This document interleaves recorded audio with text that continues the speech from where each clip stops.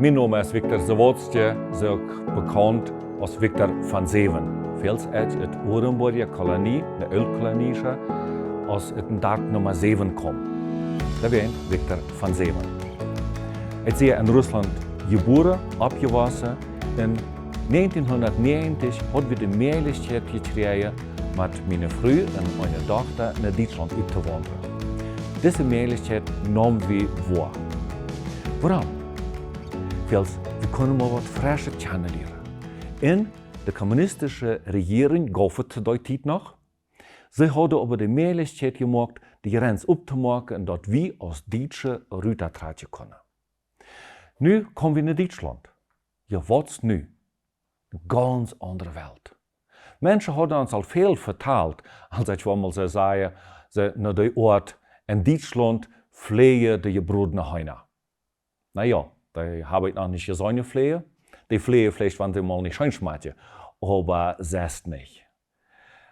Wir müssen das Brot, das Bultje, da auch verdienen. Wir wären nu ganz frisch. Nu had ich aber al eine Ausbildung in Russland gekregen. Und mit dieser Ausbildung als Elektriker kommen wir nach Deutschland. Die ersten Monate dort wir die Sprache lernen, Hochdeutsch lernen.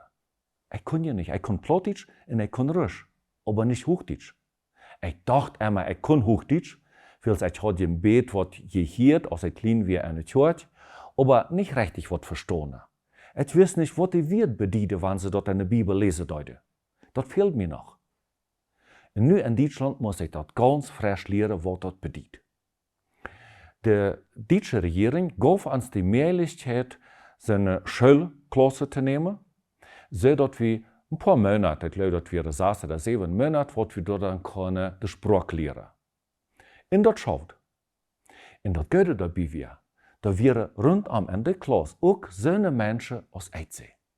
Dat we deelwees ook Ölkolonie, dat we deelwees Malaschna, oder sogar, wenn sie in einer Stadt gelebt hadden in Russland, zo'n komen dat die kunnen allemaal sehr schlecht Deutsch. Door in Russland wird das Deutsche nicht so sehr gut euer sein. Das russische Volk, dort sagt uns immer noch aus der Schlechte vom Zweiten Weltkrieg. Die wunderte sich, wie können Deutsche in Russland leben? Dort können ja bloß sein, wenn mit der Nazi oder wenn mit Hitler was zu tun hatten. Die kannten die Geschichte nicht. Aber so wird auf uns immer hingewiesen. Und gerade diese solche Menschen, die dort belebt haben in Russland, sind wir hier nu in der Klasse. Familiengeschichten, oder persönliche Erfahrungen, die wir durchgemacht haben, können wir uns hier nu austauschen. Nun haben wir diese Klasse, und als wir dann meist bei ein wären, dann fange ich an, eine Arbeitsstelle zu sehen. Ich nahm meine Papiere, die ich von Russland mitgekriegt habe, und dann ging ich von einer Stadt nach der anderen und sagte, meine Arbeit. Ich will nicht auf eine volle Bein setzen. Ich will schaffen. Ich will die Familie ernähren, durchbringen, dort wir auch zu leben und zu wohnen haben. Eine kurze Zeit später kriegen wir dann die zweite Tochter in der Familie was. Und dann, als die zweite Tochter mit älter wird, dann sagt meine Frau zu mir. Sagt sie, weißt du was? Ich weiß, du wirst alt worden, du wirst noch lang nicht von Gott hören, aber wir müssen unsere Kinder dort lernen.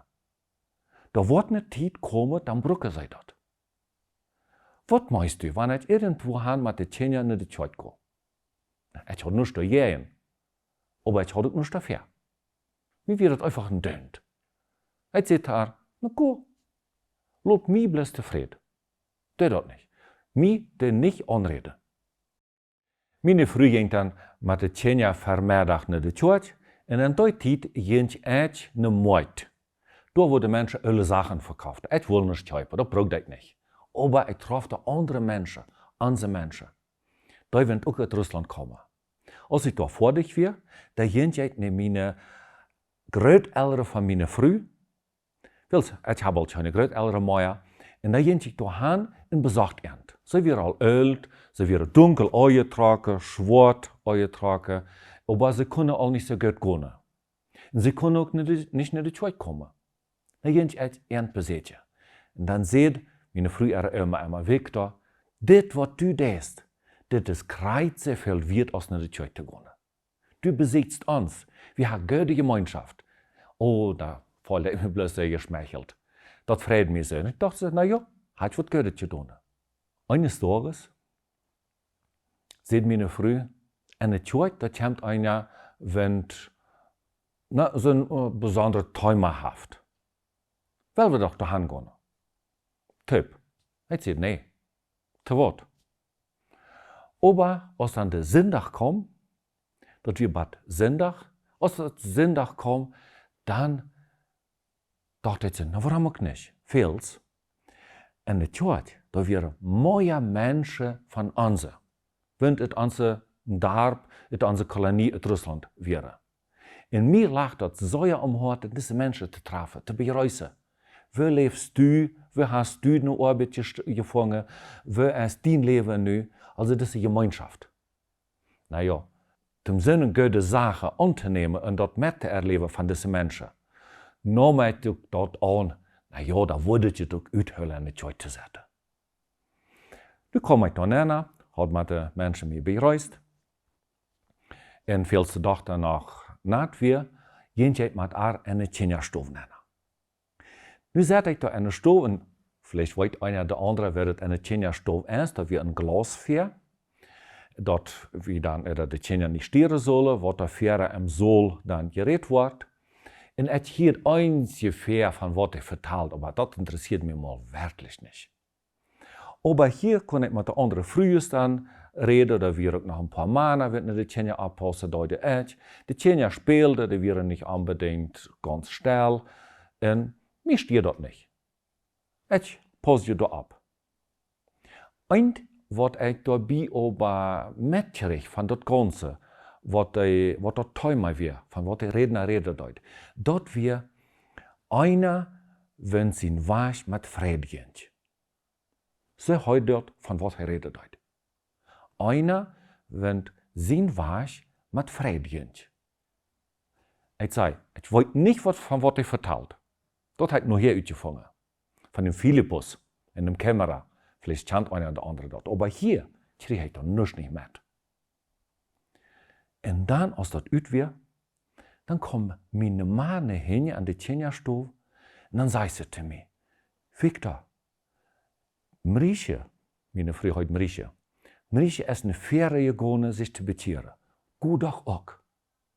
Da verfehlt ich mich. Oh, das wäre ich gar nicht hergekommen. Was passiert nu? Und dann sagt meine Ma, sagt sie, riet die Familie nicht hinein. Gut auch. Und dann ist mir das so hocken geblieben. Ich kauf bloß meine Tochter auf und rand heran. Ich rand heran, ich wusste nicht wohin, aber ich wusste dort wenn einer in der Familie zu Jesus gehört und der andere nicht, dat is immer eine Spannung in der Familie. Dort erst meine Ma sieht, dann riet ich die Familie in den Neuen. Das will ich nicht. Ich sehe meine Familie so ja gut. Das will ich nicht. Ich hin heran. Komm ich da näher und da standen dann mehr Menschen und dann frug der Prediger jedem Einzelnen, was weißt du? Weißt du die Betiere oder weißt du reden? Hast du vielleicht Fragen? Alle sehen sie. Ich will mein Hort Jesus aufgeben. Seht es alle. Bloß nicht ich. Ich sehe, ich habe Fragen. Ich will mit wem reden. Ja, gut. Bleibe so an einer Stuhl, ich in eine andere Stuhl mit einem Prediger. Und dann schmeißt ich diesen Prediger sehr viel fair. Ich denke, von Deutschen dachte, oh Mann, was habe ich denn bloß alles getan? Aber mein Hort wird voll. Ich schaue ihm dort aus. Und dann, warum gehen die Menschen so schwer eintragen?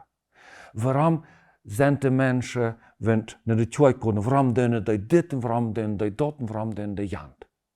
Und das wird mich so sehr fast. Und das, ich kann das nicht bei mir hören.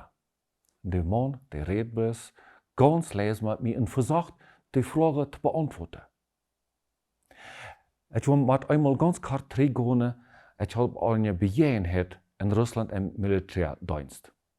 Und da war ich an einer Organisation, die heißt Komsomol.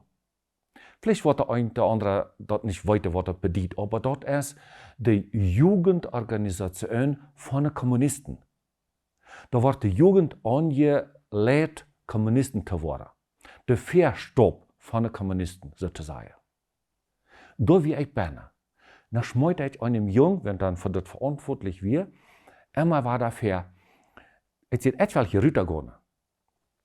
Vielste kommt mal, die sind dit schlecht und dort schlecht und ich sag bloß Worte in dunkle Seite. Und dann sagt das junge Mann zu mir, Viktor, was hast du dort getan, dort dit kommt mal, dort er besser wird? Dann schämt ich mich sehr. Und dann sagt ich, nichts. Ich habe nichts dort getan. Nu trägt mir diese Situation, wo das Prediger mit mir redet. Ich schmeut am einen oder andere Fair in Deut. Und ging mal diese Frage, teilweise unbeantwortete Frage, ging ich rüber. Von dem Haus. Dem nächsten Tag, oder in so einem schweren Tag. Ich wüsste, meine Früh, die ist gerat, wenn die sterben soll, wie weit wo sie Hand haben. Und ich wüsste auch, aber das wird nicht da sein, wo sie ist. Und das will ich. Und dann wird bei mir so auf der Schule zu sperren.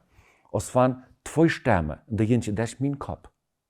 Eine Stimme sagt, aber tät mal, die Christen, was die verschlechtet sind, was die tun, und dass die hier nicht aufrichtig sind, und da, und tät mal wieder euer Trocken sind, dann machst du auch immer traurig tät. Und dann sagt die andere Stimme, aber das ist ja gar nicht so.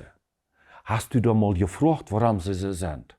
Hast du mal gefragt, warum die sich nicht ändern, oder warum sie sich so benehmen, als sie das tun? Und dann diese andere Stimme war, und dann immer so durch mein Kopf. Oh, es wird meist daran. Und dann, ab eins kommt das Gedanke an mich. Oh, was hast du getan, damit es anders ist? Was hast du für ein Bild gewesen, dass du ein Licht bist für die anderen Menschen? Dann musste ich mich schämen und sagen, nichts. Jesus ist für mich im Kreuz gegangen. Er ist für mich gestorben, mehr jetzt nicht. Was habe ich getan? Ich habe bloß andere Menschen was vergeschmissen. Selbst nichts getan. Und dann sehe ich, von dort ist der Tag, wo ich nur kommen will, wo ich auch Jesus annehmen will. Dass ich die Familie nicht in den neuen Ried, dass ich mit der Familie töp, dass wir eins sind. Im Glauben an Christus. Da fuhr ich demselben Tag, fuhr ich von der Arbeit, so als ich wir, mit meinen Schlaubeitze, so fuhr ich dann in den Prediger, und habe wir Tüß, dann sehe ich zu dem Onkel Jakob, ich will mit ihm reden. Ich sagte, komm an die Stufe nennen. Ich sagte ihm, ich habe keine Frage mehr. Ich will Jesus nur folgen. Ich will einer von dem Sinne sein. Und wir als Familie wollen Tipp mit Jesus leben. Wir wollen uns hart ausscheiden, ich will mein hart ausscheiden und rein sein. Wir knäuden uns an und dann seht heute mir, du machst dit und dort in die Hand für Jesus bekennen. Das tut ich. Als wir abstunden, da hatte ich eine Freude im Gesicht. Meine Ungedachte. Und da begreife ich muss nicht dunkel sein, ich muss nicht alt werden, ich muss mich nicht so traurig benehmen. Das stimmt ja gar nicht. Jesus will, dass ich lebendig sehe, dass ich frei sehe und dass ich mit ihm das Leben habe. Das habe ich da begriffen.